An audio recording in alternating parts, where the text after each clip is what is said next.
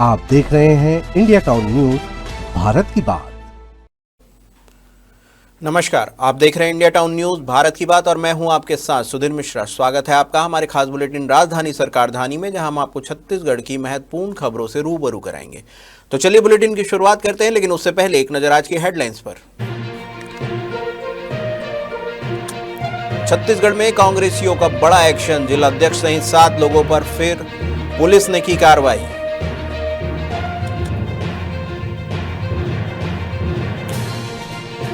बुंदेली अरण्य में तेंदुआ दिखा, ग्रामीणों में दहशत, सुरक्षा के निर्देश जारी।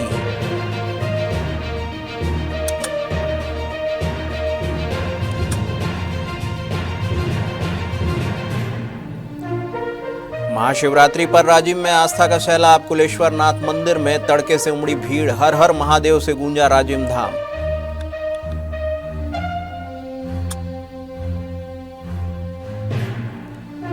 राजधानी में अतिक्रमण पर तीसरे दिन भी सख्ती, जयस्तंभ चौक से रहमानिया चौक तक चला अभियान, 15 दुकानदारों पर 27,000 रुपए का ई चालान।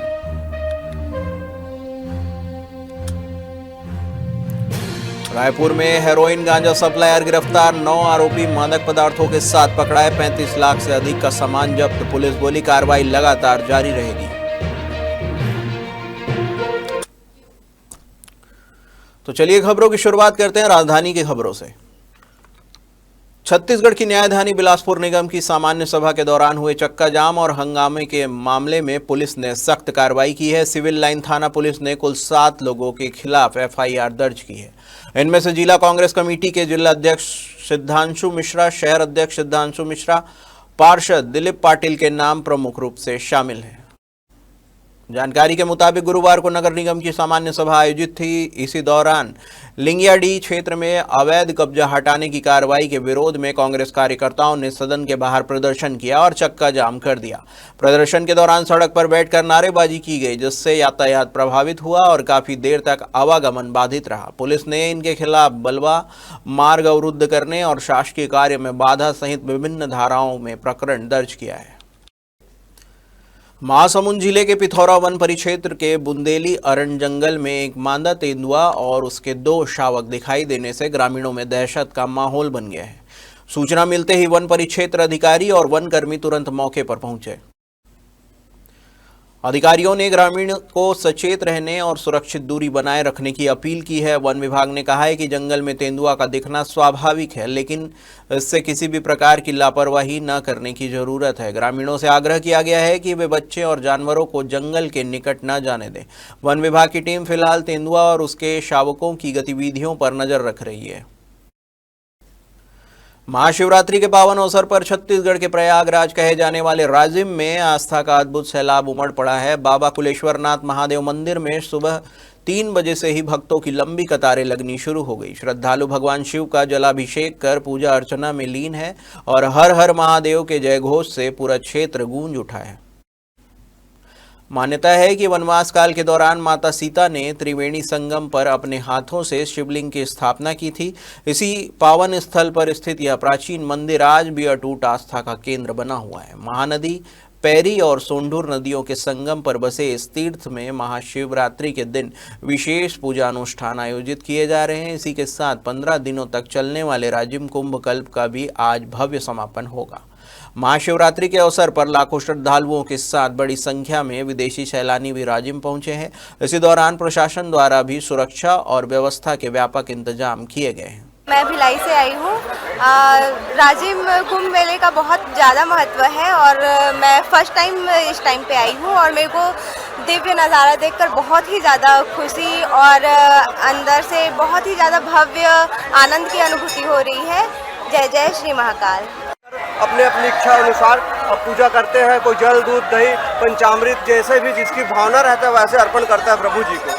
क्या विशेष तैयारी इस बार कुलेश्वर महादेव? विशेष तैयारी भव्य, यहाँ पर अभी रुद्र अभिषेक होगा और शाम को बाबा जी का पालकी निकलेंगे, बारात आएंगे हमारे राजी लोचन ट्रस्ट की ओर से। भोग भंडारे की भी कुछ व्यवस्था? तो यहाँ कुलेश्वर में तो नहीं है, लेकिन राजी लोचन मंदिर में भोग भंडारे का प्रसादी का वितरण रखा गया है। ट्रैफिक जाम और सड़क पर कब्जों के खिलाफ राजधानी में लगातार तीसरे दिन बड़ा अभियान चला। जयस्तंभ चौक, मालवीय मार्ग, बैजनाथपारा रोड और रहमानिया चौक जैसे व्यस्त मार्गों को जनहित में अतिक्रमण मुक्त कराया गया है। कार्रवाई के दौरान सड़क पर अवैध रूप से खड़े करीब 10 ठेलों को जब्त किया गया और दुकानदारों को सख्त चेतावनी दी गई कि दोबारा सड़क पर कब्जा किया तो सामान जब्त कर लिया जाएगा। आपको बता दें कि Raipur police commissioner doctor Sanjeev Shukla और कलेक्टर डॉक्टर गौरव कुमार सिंह के आदेश पर नगर निगम और यातायात पुलिस की संयुक्त टीम ने यह अभियान चलाया।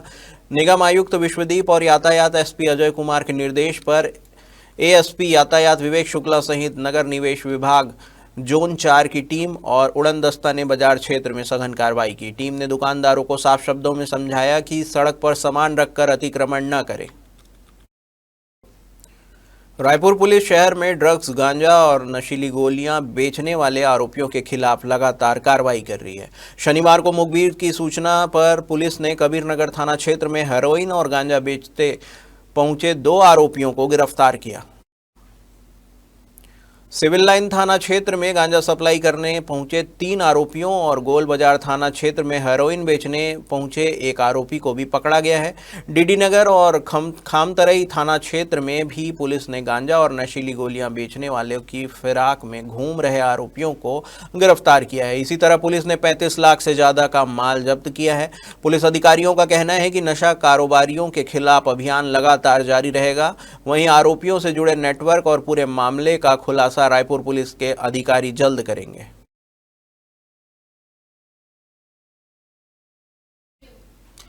वक्त हो चुका है एक छोटे से ब्रेक का। बने रहिए इंडिया टाउन न्यूज के साथ। कभी कभी चेहरे का छुपा दर्द दुनिया नहीं देख पाती है। दाग, मुहासे, झाइयां सब आपके आत्मविश्वास को कम कर देता है, पर अब नहीं, क्योंकि Rukhsana glow and fair face pack जो दे आपकी स्किन को वो प्यार जो सिर्फ प्रकृति दे सकती है। हर लेयर को साफ करे, हर दाग को करे हल्का और आपकी मुस्कान फिर से लौटाए। Because you deserve to glow naturally. Rukhsana herbal beauty product Amazon, Meesho और फ्लिपकार्ट में भी उपलब्ध। ब्रेक के बाद आपका स्वागत है। चलिए बढ़ते हैं अगली खबर की ओर।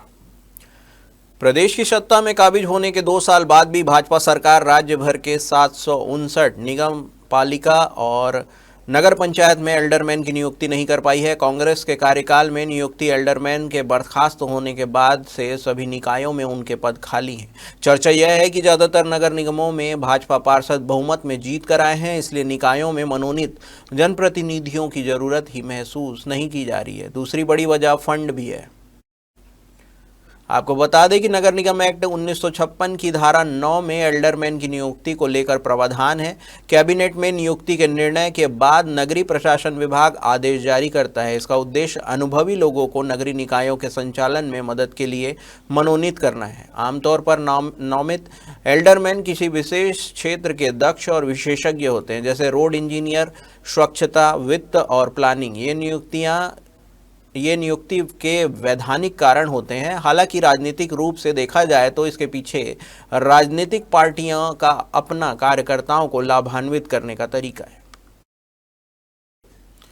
छत्तीसगढ़ में चल रही एसआईआर प्रक्रिया को लेकर आम आदमी पार्टी ने गंभीर आपत्तियां दर्ज कराई है। पार्टी के प्रतिनिधिमंडल ने राज्य के मुख्य चुनाव पदाधिकारी से मुलाकात कर फॉर्म 7 के कथित दुरुपयोग के संबंध में आवेदन सौंपा। प्रतिनिधिमंडल ने आरोप लगाया है कि जहां मतदाता सूची में नाम जोड़ने की प्रक्रिया की कड़ी जांच और सख्ती बरती जा रही है, वहीं नाम काटने के मामले में पहचान और सत्यापन की अनदेखी की जा रही है। पार्टी नेताओं का कहना है कि कुछ क्षेत्रों में एक ही व्यक्ति द्वारा बड़ी संख्या में आपत्तियां दर्ज कराई गई है, जिससे पूरी प्रक्रिया की पारदर्शिता पर सवाल खड़े हो रहे हैं। आम आदमी पार्टी ने दावा किया है कि राज्य के कुछ विधानसभा क्षेत्रों में SC, ST और अल्पसंख्यक समुदाय से जुड़े मतदाताओं के नामों पर असामान्य रूप से अधिक आपत्तियां दर्ज हुई है। पार्टी का कहना है कि यह महज प्रशासनिक त्रुटि नहीं बल्कि गंभीर जांच का विषय है। महाशिवरात्रि के पावन अवसर पर मुख्यमंत्री विष्णुदेव साय अपनी धर्मपत्नी कौशल्या साय के साथ रायगढ़ प्रवास के दौरान ग्राम कोसमनारा स्थित सत्यनारायण बाबा धाम पहुंचे। उन्होंने भगवान भोलेनाथ और सत्यनारायण बाबा की विधिवत पूजा अर्चना कर प्रदेशवासियों की सुख समृद्धि और खुशहाली की कामना की। इस दौरान मुख्यमंत्री साय ने जिला खनिज न्यास मद के अंतर्गत 1 करोड़ 20 लाख रुपए की लागत से विभिन्न विकास कार्यों का विधिवत शिलान्यास किया। सीएम ने इन कार्यों के लिए क्षेत्रवासियों को बधाई देते हुए कहा कि इससे श्रद्धालुओं को बेहतर सुविधाएं उपलब्ध होगी। मुख्यमंत्री विष्णुदेव साय ने कहा है कि कोसम नारा स्थित यह धाम श्रद्धा और आस्था का प्रमुख केंद्र है। यहाँ की आध्यात्मिक ऊर्जा समाज को सकारात्मक दिशा और आत्मबल प्रदान करती है। उन्होंने आगे कहा कि प्रदेश सरकार गुरुजनों के आशीर्वाद और जनता के विश्वास के साथ जन कल्याण के मार्ग पर निरंतर आगे बढ़ रही है। छत्तीसगढ़ शासन के स्कूल शिक्षा विभाग द्वारा हाल ही में जारी एक आदेश ने प्रशासनिक कार्यशैली पर गंभीर सवाल खड़े कर दिए हैं। महानदी भवन नवा रायपुर से जारी आदेश में अशोक कुमार कश्यप को समग्र शिक्षा मुंगेली के जिला मिशन समन्वयक यानी कि डीएमसी के पद से प्रतिनियुक्ति समाप्त कर शासकीय उच्चतर माध्यमिक विद्यालय टेमरी जिला मुंगेली में अस्थायी रूप से भेजा गया है।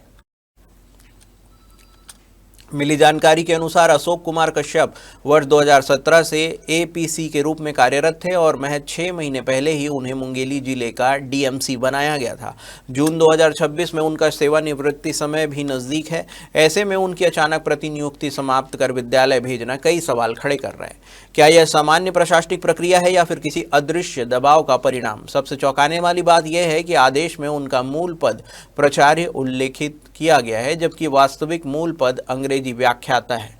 मंत्रालय स्तर से जारी आदेश में इस प्रकार की त्रुटि यह संकेत देती है कि फाइलों की जल्दबाजी में तथ्य और मूल सेवा अभिलेखों की पुष्टि नजरअंदाज की गई है। छत्तीसगढ़ के पूर्व मुख्यमंत्री भूपेश बघेल के एक हालिया बयान ने प्रदेश की सियासत में नई हलचल पैदा कर दी है। राज्यसभा सांसद और सुप्रीम कोर्ट के वरिष्ठ अधिवक्ता कपिल सिब्बल के पॉडकास्ट में शामिल हुए पूर्व मुख्यमंत्री ने दावा किया है कि उन्हें कथित तौर पर भाजपा में शामिल होने के लिए शीर्ष स्तर से संकेत दिए गए थे। इस बयान के बाद से भारतीय जनता पार्टी ने सोशल मीडिया पर तीखा पलटवार करते हुए पोस्टर वॉर शुरू कर दिया है। आपको बता दें कि भूपेश बघेल के आरोपों के बाद भाजपा नेताओं ने तीखी प्रतिक्रिया दी है। मंत्री केदार ने कहा है कि उनकी जरूरत ना तो छत्तीसगढ़ को है और ना ही भाजपा को है। वहीं बेलतरा से भाजपा विधायक सुशांत शुक्ला ने बयान को उलूल जुलूल बताते हुए कहा कि जो नेता अपनी ही पार्टी में प्रासंगिक नहीं रह गए हैं, वे अपनी स्थिति मजबूत करने के लिए ऐसा बयान दे रहे हैं। उन्होंने यह भी कहा कि पूर्ववर्ती सरकार के दौरान प्रदेश की संपदा का दुरुपयोग और भ्रष्टाचार हुआ है और अब उससे बचने के लिए माहौल बनाया जा रहा है। भाजपा नेताओं का कहना है कि यह बयान राजनीतिक सहानुभूति बटोरने की कोशिश है।